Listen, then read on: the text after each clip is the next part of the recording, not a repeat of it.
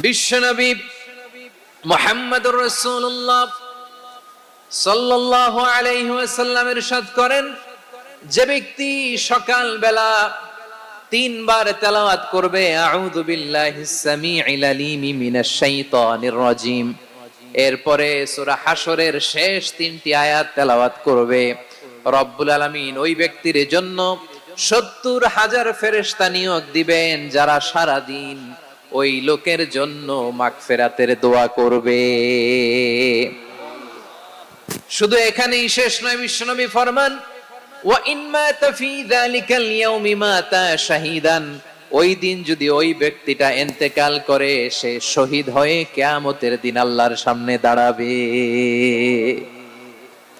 সকালবেলা যদি পড়েন 3 বার আউযু বিল্লাহিস সামিউল আলিম মিনাশ শাইতানির রাজিম 3 বার পড়ে